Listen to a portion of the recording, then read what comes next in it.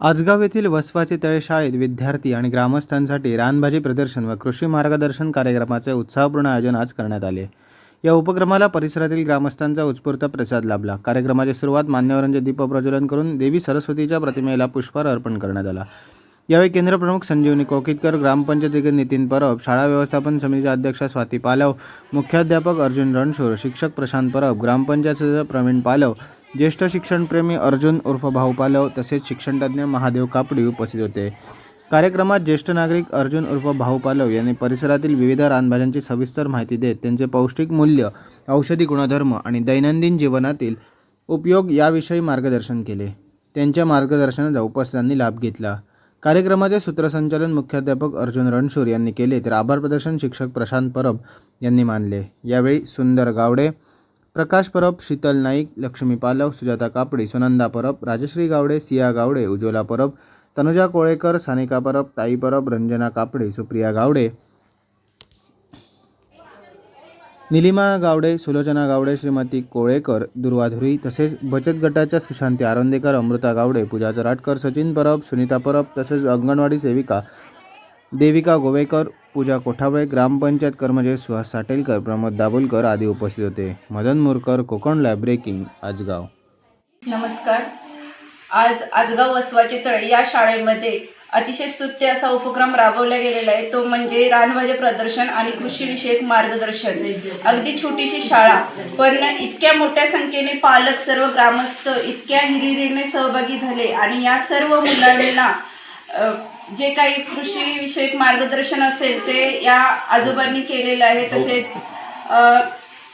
रानभाज्या प्रदर्शन आहे आणि या रानभाज्या प्रदर्शनामधून मुलांना रानभाज्यांची ओळख व्हावी. तसेच ज्या काही रानभाज्या आपल्या पारंपरिक आहेत, सिंधुदुर्ग जिल्हा हा इतका चांगला आपला जिल्हा आहे ज्यामध्ये रानभाज्या अतिशय मुबलक प्रमाणात या पावसाळ्याच्या दिवसामध्ये आपल्याला सहज उपलब्ध होतात आणि या रानभाज्यांचे महत्त्व मुलांना कळावे. तसेच यामध्ये असलेले जीवनसत्वे, लोह, कॅल्शियम वगैरे असतील ती मुलांच्या आरोग्यदायी ज्या काही हे सर्व आवश्यक घटक मुलांना या रानभाज्यातून मिळतील आणि त्यांचे नक्कीच आरोग्य चांगले राहील. या शैक्षणिक आपले जे काही आपण शिकतोच मुलांमध्ये, पण त्यांच्यासोबत व्यावहारिक जे काही कौशल्य आहे ते या मुलांना या कार्यक्रमाद्वारे मिळालेलं आहे. या सर्व ग्रामस्थांचे मनपूर्वक अभिनंदन करते. तसेच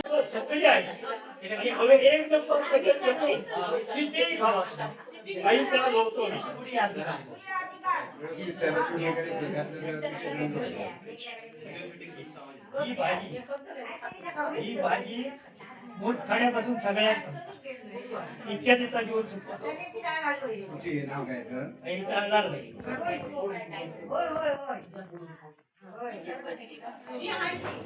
ही भाजी आमच्या ह्याच्यात काय तिचं नाव आमच्या माडांवर सुद्धा एका सफेद फुल येतात. फक्त बाजारात वडीच्या भाज्या आरोग्यात एकदम ही सगळी भाजी असं ही जीवनसत्व आहे. हे बाजारच्या भाजी तुमच्या जीवनसत्व नाही. कारण आम्ही त्यावेळी ही भाजी ठेवली आणि आज आम्ही ह्या वयात 35 किलोमीटर कारण तेव्हा अन्न कमी हे पालेभाज्या पुढे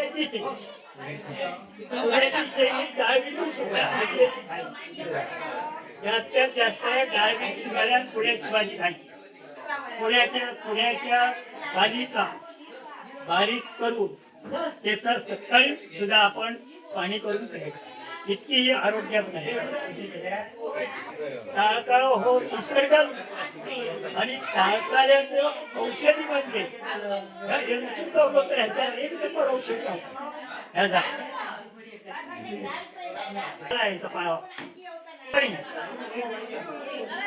एक नंबर औषधी असतात. त्याच्यात नजर कमी असली तर पपई जास्त प्रमाणात खावायची. नजरी परिणाम होणार नाही, अजिबात होणार नाही. जास्तीत जास्त पपई खावा. झाडाचा ह्या कुंडूचा इतक्या जीवनसत्व असा की पचनशक्ती चांगली, मूठ खाण्या एक नंबर भाजी, एक नंबर. ह्या झाडाची भाजी फक्त फुलाची भाजी करायची. एका हरणो आणि झाड म्हणतात हरणो. ह्या झाडाचा पान हरणो ह्या झाडाचा पान कुठल्याही संकट जनावर चावलं. Konkan live breaking news channel, अचूक बातमी, थेट हल्ला. कोकणातील ज्वलंत प्रश्नावर मर्मभेदी लिखाण करून सत्य मांडणारे निर्भीड चॅनल. लाईक करा, सबस्क्राईब करा आणि फॉलो करा.